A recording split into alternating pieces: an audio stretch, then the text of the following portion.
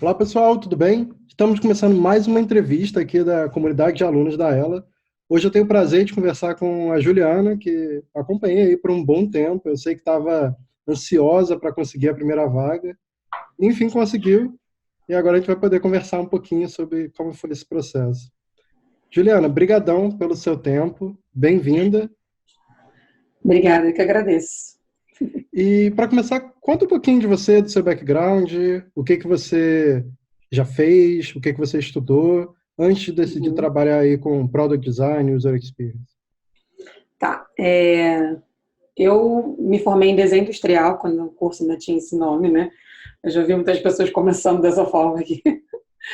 E isso foi em meados de 2008 que eu fiz a faculdade, terminei, sei lá, 2013, né? Me prolonguei um pouquinho mais do que devia. Mas, e aí eu acho que no meu segundo período já de faculdade eu consegui um estágio, e eu fui trabalhar num escritório que era mais uma agência, né? Uma agência pequenininha no Rio de Janeiro. Eu sou do Rio, hoje moro em Curitiba, mas sou do Rio. E aí nesse escritório eu fazia de tudo um pouquinho. Tinham várias demandas, né? Mas com foco sempre em UI, né? Que era a gente chamava de programação visual. Então eu tive bons chefes, a sorte de ter bons chefes e aprender bastante, mesmo em empresas bem pequenas. E aí acho que caí no mundo de motion, porque né, na época que o Flash wasn't dead yet, e aí eu caí nessa vida de fazer motion porque todo mundo com quem eu trabalhava ou não gostava, ou não curtia, ou sei lá, não queria aprender na época. E aí acabava ficando para mim todos os trabalhos de motion, né? E aí no começo a gente não pode escolher muito, então eu acabei pegando uma facilidade para mexer com motion e aí minha carreira foi se desenhando um pouco nesse sentido, assim, de na época a gente tinha muito banner animado, né? Tava um boom dos banners. E aí eu comecei a fazer banners, depois eu fui trabalhar numa produtora também menor no Rio de Janeiro. E lá eles eram uma produtora de jogos, mas eles também faziam banners para agências grandes, né? Tipo a África e a DM9. Ah, legal. Então aí dentro dessa empresa eu tive a oportunidade de trabalhar com algumas animações para jogos, assim, não de jogos em si, mas às vezes das introduções dos jogos, enfim, né? Mais voltado para isso. E aí depois, com o background que eu tinha de Flash, eu fui trabalhar numa empresa que foi o primeiro contato com startup que eu tive, uma startup em São Paulo, em que eu fazia os vídeos de publicidade dessa startup. Desculpa te interromper, só para entender um pouco a linha do tempo. Você é do Rio, Uhum. você foi para São Paulo, então? Não, eu não fui para São Paulo. No final de 2016, eu estava me mudando para Curitiba, porque essa produtora que eu trabalhava no Rio, produtora de jogos, estava encerrando as atividades. E Uhum. aí, falei, bom, desempregada aqui, desempregada em outro lugar, né? E aí eu conheci Curitiba nesse meio tempo e tive vontade de vir morar aqui. Falei, vou procurar emprego aqui mesmo, vou procurar emprego lá. Só que nesse processo de mudança, essa startup entrou em contato comigo e me perguntou se eu tinha interesse de trabalhar com eles. Eu falei que eu estava desempregada, né? Então, falei, claro. E aí eu trabalhei remoto por um tempo para eles. Então a empresa era em São Paulo, mas eu morava em Curitiba. Então eu só Entendi. prestava serviço remoto e algumas vezes eu tinha que ir para São Paulo e foi quando eu tive esse contato mais próximo, de fato, com o mundo das startups e, enfim, Que período de 2016 foi isso? dezembro de 2016. Ah, no final. Tá. Foi no finalzinho, foi bem no finalzinho. E aí foi quando, não sei se você já quer entrar nesse mérito, mas aí foi quando eu tive, meu olhinho brilhou um pouquinho mais para a área de produto, assim, que foi, às vezes que eu estive em São Paulo, eu trabalhava muito próximo do time de Customer Experience, né, e eu via esse atendimento, assim, bem de perto, né, a empresa estava bem no comecinho, e aí eu via as dificuldades, as dúvidas, as dores dos usuários chegando através do time de CX, e, e aí aquilo foi chamando minha atenção, sabe? Assim, eu estava ali Então, por esse um seu outro lado. primeiro contato foi nessa startup. Você começou a ver dentro da startup essa questão de experiência do usuário. Foi, Hum. eu já tinha outros amigos trabalhando na área, e aí eu sempre perguntava, cara, mas o que exatamente você faz? E é muito difícil, né, assim, você explicar, né? Hoje eu vejo, hoje eu visto essa dor deles, assim, porque acho que não tem, você não tem como você explicar numa frase, né? Então, eles tentavam me explicar e eu meio que não entendia muito, mas, enfim, então acabava também não desenvolvendo uma grande curiosidade. E, e aí, mas foi meu primeiro contato, assim, foi a primeira vez que eu olhei e falei, bom, acho que eu quero trabalhar com isso, sabe?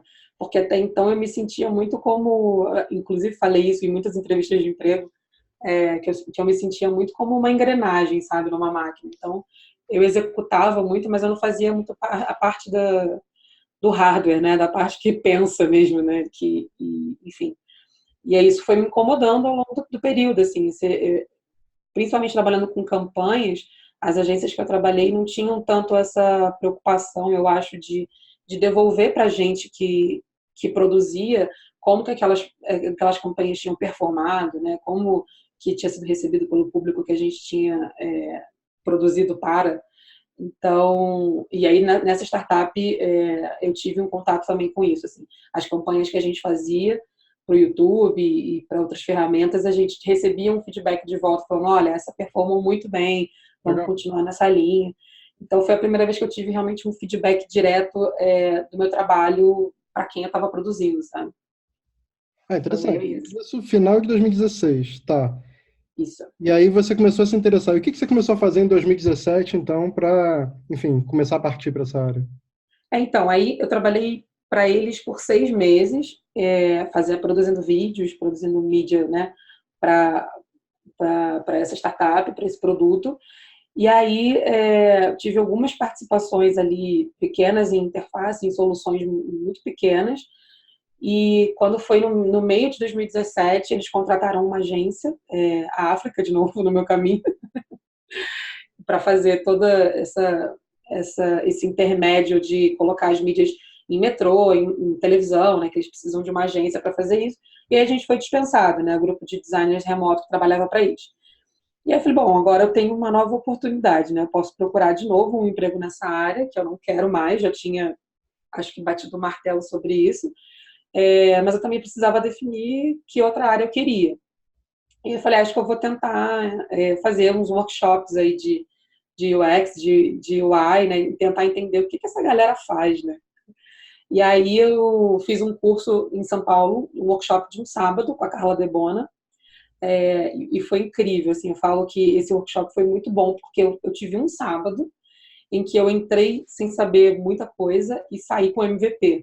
Então, assim, foi naquele momento que eu falei assim, caramba, é isso que eu quero fazer, sabe?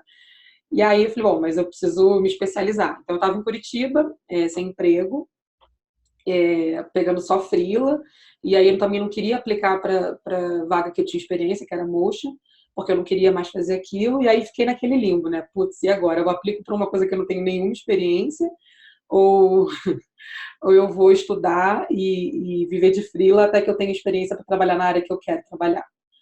E aí comecei a catar material, fiz um outro workshop aqui em Curitiba com o Hamilton, do Pipefy aqui. E aí eu falei, cara, realmente é isso que eu quero fazer. Então eu preciso criar primeiro um círculo um círculo de contatos em Curitiba que eu não tinha, porque eu estava trabalhando de freela até então. E aí eu entrei numa pós-graduação. E a pós-graduação era muito focada em UX.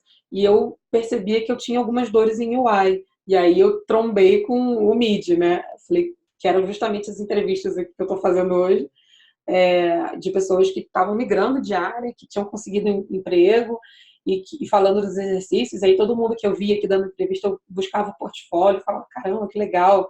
Eu falei, acho que é isso que eu preciso, sabe? Tipo, uma coisa vai complementar a outra e eu vou chegar lá. E aí eu fui buscando. E aí, cara, é muito doido, né? Porque quanto mais você estuda, mais coisa você tem para estudar, né? É verdade. Porque aí você está dentro de um curso, aí vocês, né, como mentores, citam alguma referência, a gente vai buscar, e aí nessa referência a gente encontra outra e é infinito, né? E foi isso que eu fiz, assim, a partir do momento que eu decidi que eu queria mudar, eu fui correr atrás de diversas maneiras. E parabéns por isso. Você foi, na verdade, bem rápido, né? Você descobriu a área em dezembro de 2016, no meio de 2017 você falou, não, vou para esse mundo, e em 2019 você arrumou um emprego, né? Foi, é. Foi um processo bem rápido, bem intenso, e é interessante que muitas pessoas nos procuram perguntando, a área é boa? Tem mercado? Tem, lógico, muito, né? No mundo todo. É fácil de fazer? Com certeza não. Vai dar trabalho, você vai ter que estudar muito, né? E acho que aqui você está explicando o quanto você ainda está estudando, né? Sim, é. Só que acredito, e até uma pergunta para você, porque para mim é muito prazeroso, eu até hoje estudo demais, né, no meu dia a dia do trabalho. E para você, como é que foi esse processo de ter que estudar em diversos lugares, montar o portfólio e aí chegar no momento de aplicar para a vaga? Chegou um momento que você decidiu. Como é que foi esse momento específico ali? Cara, demorou, porque assim, quando acabou, quando eu fui mandada embora em 2017, né, no meio de 2017, eu fui fazer o curso mesmo, os workshops, em janeiro de 2018. Então, Hum, assim, eu ainda fiquei ali 6 meses meio perdida mesmo, né?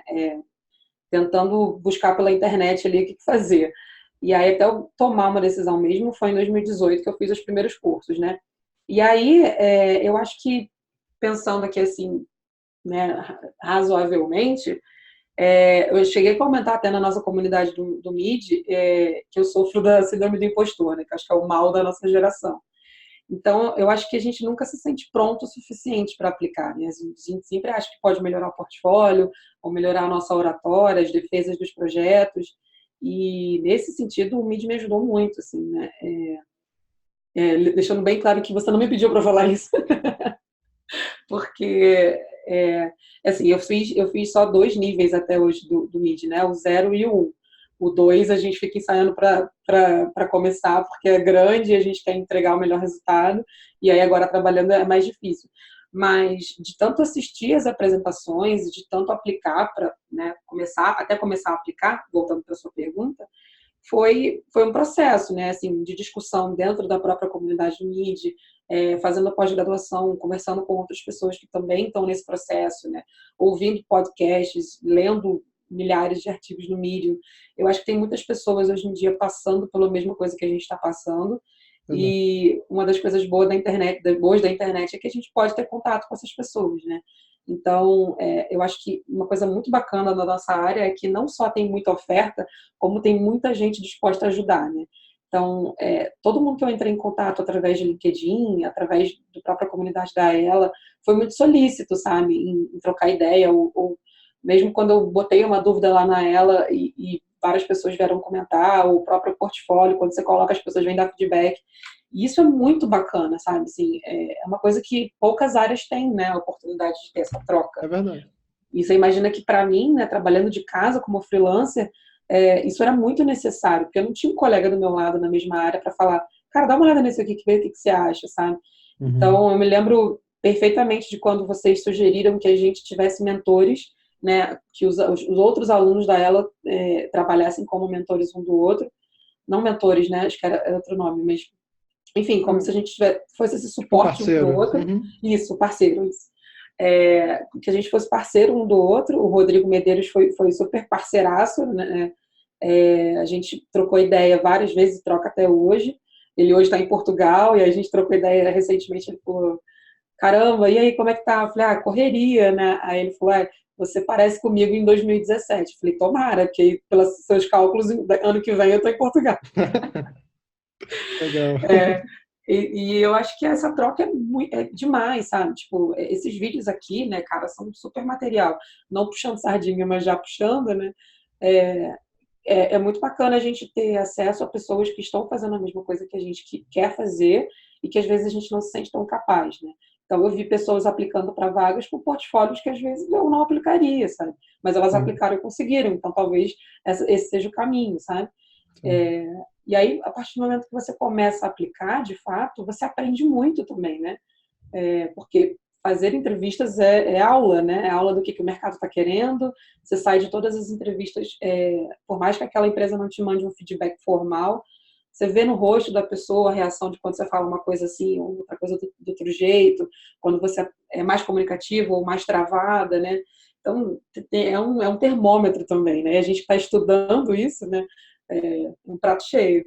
Nossa, eu tocou em pontos maravilhosos.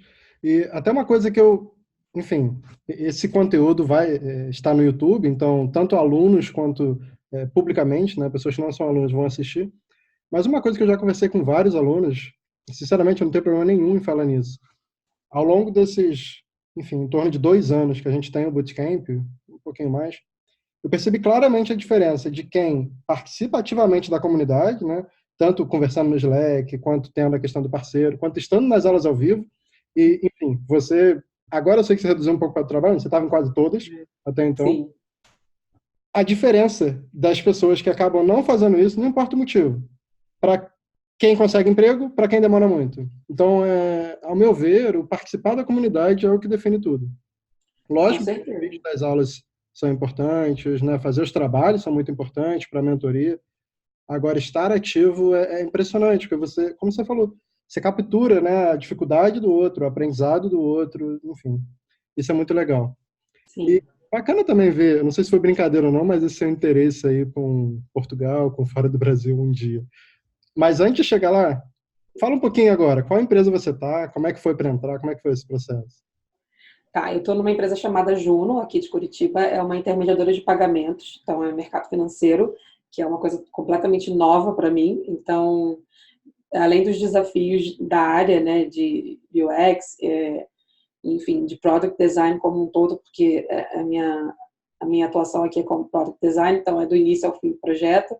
É, tem esse desafio de ser um mercado financeiro, uma área que eu não tenho tanto conhecimento. Então, é, aqui a gente trabalha com um time de produto, então nós não temos só o time de design, nem somos squads, né? Os squads estão formados não fisicamente, mas cada pessoa nos seus projetos, Tá. mas a gente trabalha fisicamente muito próximo da equipe de produto, dos product managers, né? E eu acho isso incrível porque a gente tem como aprender muito sobre as regras negociais, né?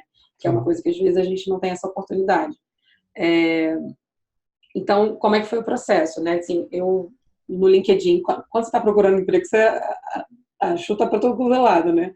Então, a primeira coisa que eu fiz foi a hora que eu falei assim, não, agora eu vou começar emprego, vou começar a procurar emprego. Eu tinha uma meta de começar de conseguir emprego em janeiro de 2019. E demorou mais um pouquinho, mas não foi tanto. Então tá bom. E aí eu comecei a pagar o LinkedIn, porque eu acredito que se você quer ser vista, né, a gente tem que usar as ferramentas que estão disponíveis. Então eu comecei a pagar o LinkedIn e algumas oportunidades foram chegando. E isso é muito curioso, porque assim, eu apliquei para algumas, inclusive bem ousado, apliquei para o Nubank, apliquei para algumas outras coisas e falei, o não eu já tenho, né? Então vamos aí. E aí, para algumas eu não fui chamada, mas fui chamada para outras empresas pelas quais eu não achei que fosse chamada. Então, cheguei a fazer entrevista para o Gympass, cheguei a fazer entrevistas para algumas empresas bacanas aqui de Curitiba também. E aí, na Juno, aconteceu que em janeiro, um recrutador entrou em contato comigo e me perguntou se eu tinha interesse de fazer o processo seletivo. Eu falei, tenho, mas a empresa é uma empresa grande, uma empresa de mais de 100 funcionários, num porte que eu nunca trabalhei. Então, eu achei que ia ser um pouco ousado, mas falei, vamos aí, né? O processo seletivo já é uma aula, eu quero fazer parte, vamos lá. E aí, não aconteceu, os caras não me chamaram, e eu falei, tudo bem, meu portfólio não estava tão bem estruturado quanto eu gostaria, mas eu tinha colocado na minha cabeça que eu também não ia dizer mais não por causa disso, sabe? Porque eu já tinha recebido algumas ofertas e eu falava, eu vou te mandar o portfólio. E aí eu olhava meu portfólio e falava, nossa, não vou mandar isso de jeito nenhum. E aí, muitas vezes, eu nem dava sequência com o processo porque eu não queria mandar o que eu tinha. E aí eu já tinha, nessa época, decidido que não, eu vou mandar o portfólio no matter what, sabe? Tipo, nem que seja para ter um feedback do meu portfólio. E aí, não tinha acontecido, tudo bem, eu continuei aplicando para outros lugares, e aí me chamaram de novo, dessa vez uma recrutadora aqui de dentro, perguntando se eu tinha interesse de fazer parte do processo. Aí eu falei, bom, vamos lá, né? Já me chamaram uma vez, eu já estava meio sem esperança, falei, tudo bem, mas vamos lá. O não eu já tenho novamente. E aí eu fui chamada para a primeira entrevista, aí vim aqui, bati papo, conversei, e no final tinha um teste para fazer. E aí eu já conhecia também, né, por ouvir tantas pessoas falando, que é uma prática comum no mercado. Apesar de ser polêmico, né, é uma prática comum. Eu falei, bom, vou fazer, né, estou em casa, trabalhando só como freela, se eu não fizer vai ser besteira minha. E, inclusive, é uma forma de testar também aquilo que eu vou fazer lá dentro, né, caso eu passe. Então, tudo bem, vou fazer o teste. Era uma etapa eliminatória, se eu não fizesse, eu não avançava adiante no processo, e eu estava interessada. Inclusive para saber como que ia ser minha performance nesse sentido. E aí eu fiz o teste, vim apresentar, eles curtiram bastante meu teste, e eu estava em outros processos concomitantes, né? Tipo, paralelamente, estava em outros processos. E aí eu falei isso na entrevista, falei, olha, eu tô em outros... Eles me perguntaram, como é que você tá? Como é que estão as outras ofertas? Eu falei, tá aí, tô procurando, quero trabalhar na área de produto. Fui super sincera de que eu não tinha experiência ainda na área, mas também não me desvalorizei, sabe? Então, Sim. coloquei todo o meu conhecimento ali para apresentar, para defender o que eu tinha feito, e o MID novamente super ajudou nisso, porque eu já tinha feito isso outras vezes nas aulas ao vivo. Então, eu fiz o que eu tinha treinado para fazer, o que eu tinha estudado para fazer, estava pronta para fazer, eles curtiram, e eu saí, e eles, no dia que eu saí, eles já me falaram, a gente vai te mandar uma proposta mais tarde, e aí eu fiquei Legal. radiante, né? Falei, caramba, acho que agora vai rolar, né? Mas já tinha acontecido coisas parecidas em outros processos, e eu não queria super me animar também. Mas aí não, aí rolou o processo, eles me mandaram a proposta, uma proposta bacana, como pleno, então eu entrei como pleno aqui, mesmo sem ter uma experiência. E aí, aquela discussão toda, né, que a gente tem sempre nas comunidades de júnior, pleno e sênior, e o que é o quê. E foi super bacana, assim, eu fiquei super feliz. E, a título de curiosidade, no dia que eu entrei aqui, no dia que eu comecei aqui, eu recebi uma resposta de um outro processo me chamando também para trabalhar. Legal. Eu falei, não Juliana, dá mais, mas foi bom. mais uma vez você tocou em pontos assim, fantásticos. Parabéns diversas vezes. Eu já falei em aula, já falei para aluno, não aluno, já falei até em palestra. Acho que essa é a maior verdade do mundo. O não a gente sempre tem. Já está aqui, né? Então tentar não custa nada. Só que você tem que se Sim. preparar para isso. E eu acho muito bom você falar aqui abertamente o como você aprende com entrevistas, né? Para você encarar aquilo como uma preparação. Eu acho que é um grande mito do mercado, aquela história de que, eu estou começando, então eu não consigo. Quando eu for sênior vai ser fácil. Não. Entrevista é sempre um saco, é sempre complicada, ninguém gosta, todo mundo fica nervoso. É normal, sabe? Eu conheço pessoas com uma baita experiência que às vezes manda o portfólio e é recusado. Isso acontece com todo mundo. Então, parabéns por essa maturidade, por encarar, e, enfim, acho ótimo esse conteúdo estar aqui gravado. E mais uma vez, parabéns também por ter aí as duas propostas. Agora, queria te perguntar uma coisa, né? Que essa questão de, como você falou, júnior, pleno, sênior, que é polêmico, não é? É um outro tópico que eu também já falei bastante. Você já é designer há algum tempo, né? Você atuou com outras coisas, fez visual, fez muito motion, então você já tem uma bagagem boa, já sabe se comunicar bem com stakeholders, enfim, apresentar para cliente, porque você trabalhou em agência. E sem dúvida, isso tudo já te faz dar esse up de não ser júnior, né? Então você estudou por conta própria, coisas de user experience, de product, e conseguiu entrar como pleno. É um outro mito surreal que eu canso de ver. Muitas pessoas me perguntam: mas se eu migrar de área, eu vou ter que voltar para júnior? E eu não gosto de responder que não. Eu falo: olha, depende. Mas até agora eu não vi isso acontecer com ninguém, de ter que voltar. Todo mundo que eu vejo acabou dando um step a mais. E é sempre legal de saber disso. Agora, uma última pergunta para você. Você falou que você está como product designer aí. Isso. Isso eu vejo que é um outro tópico que é talvez meio complexo. Eu vejo que está uma baita confusão aí no Brasil sobre esses titles. E explica um pouquinho mais o que é ser um product designer aí, que agora você já tem alguns meses, né? Então, como é o seu dia a dia ou a sua semana? Você falou que você faz end-to-end, mas o que é isso? Como é que é o seu trabalho? Bom, eu tive a sorte de começar, por exemplo, aqui na Juno, num projeto que também estava começando. Então, eu acho que é bem fácil de exemplificar nesse sentido. Então, assim, era um projeto que estava em fase de imersão ainda. O que é a fase de imersão? A gente precisava entender as necessidades do nosso cliente final, do nosso usuário, de ter aquela solução, né? Ou não ter. E se a gente chegasse à conclusão de que seria legal, como fazer isso acontecer da melhor maneira, né?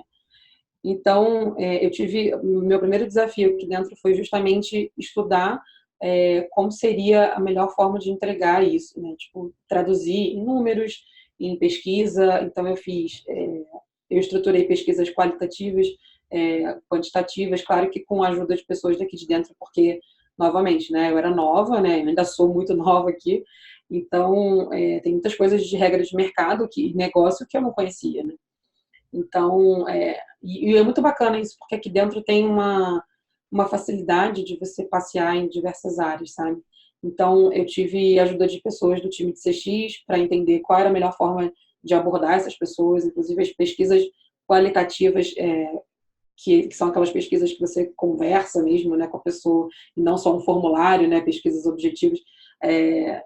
Essa pesquisa foi realizada por uma pessoa de dentro do time de CX, que já está acostumada a falar com esses usuários, né? Então, tem uma linguagem apropriada para lidar com essas pessoas. E depois eu tive pesquisas quantitativas para a gente traduzir em números o interesse dessas pessoas e quais features seriam interessantes, quais não, nesse primeiro momento do produto. E eu tive que fazer uma apresentação disso, sabe? Então, assim, a minha primeira etapa foi justamente a parte de UX, de entender a necessidade do usuário de trazer aquele produto, de trazer aquela solução.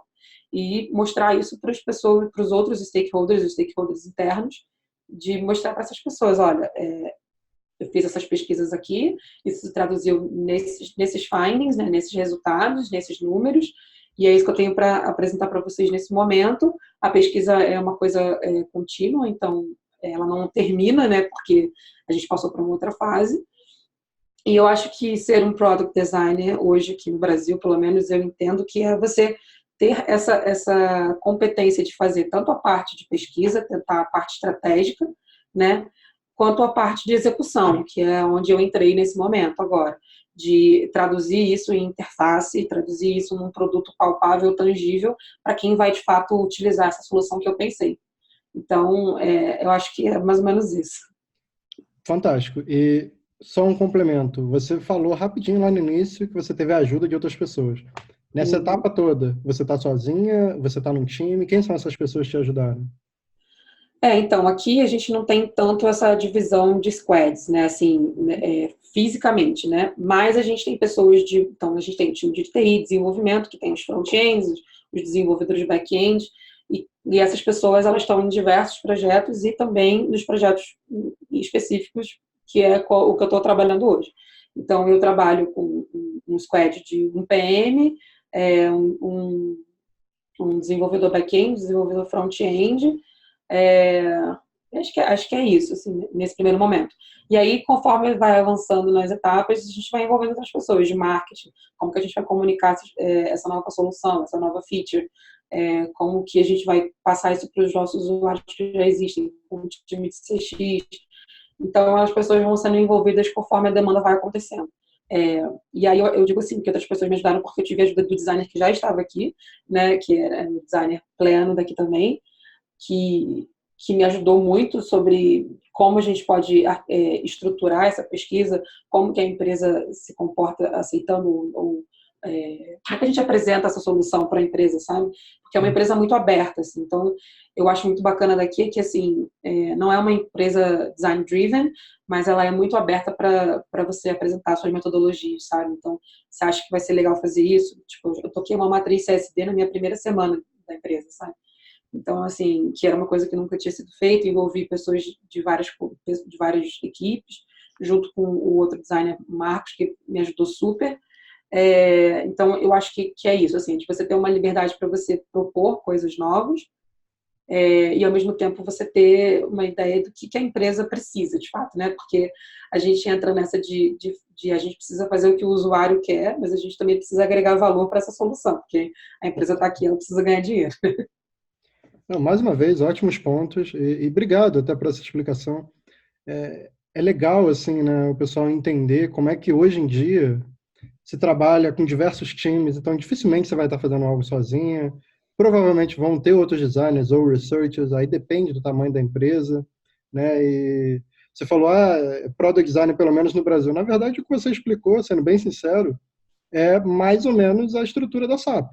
Então, é assim que a gente trabalha na Concura, a diferença é que a gente tem um processo global, o que dá complicado de trabalhar remoto e tal.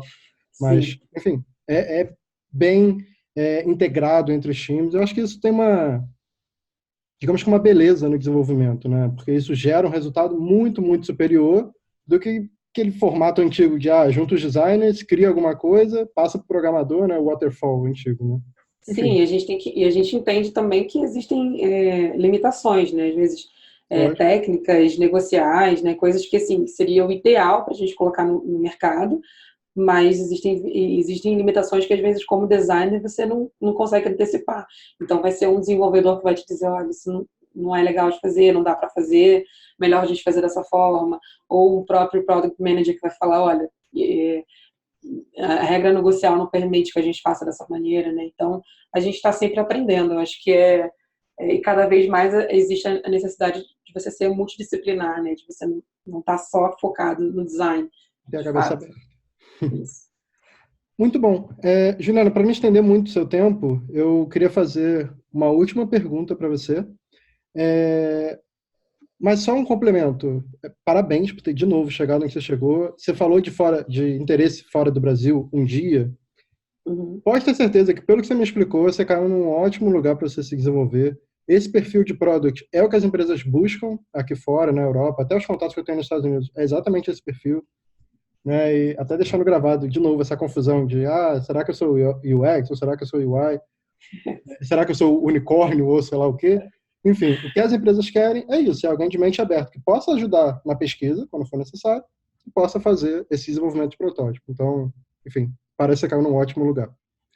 E a pergunta que eu quero te fazer é, normalmente eu termino essa entrevista perguntando, o que você diria para algum colega seu que quer entrar na área, tal? Você deve ter visto isso em alguma entrevista. Mas eu queria Uhum. fazer um pouco diferente. O que você diria para a Juliana de 2016, em dezembro de 2016, quando falou, caramba, eu quero trabalhar com isso? Então, o que você diria para ela? Fazer ou não fazer? Ou melhor, erros que você cometeu, que você falou, olha, cuidado com isso. Ou coisas que você viu, não, acertei muito, faz isso. Não, acho que eu diria vai muito, faz muito, porque acho que meu único arrependimento é de não ter feito antes, assim, porque eu vi acontecer bem antes de eu tomar essa decisão, né? Eu tenho amigos que já estão na Booking, que já estão na Adidas trabalhando como UX ou UI, e eu vi isso acontecer diante dos meus olhos, assim, do mercado cada vez mais se desenhar para essas soluções, né?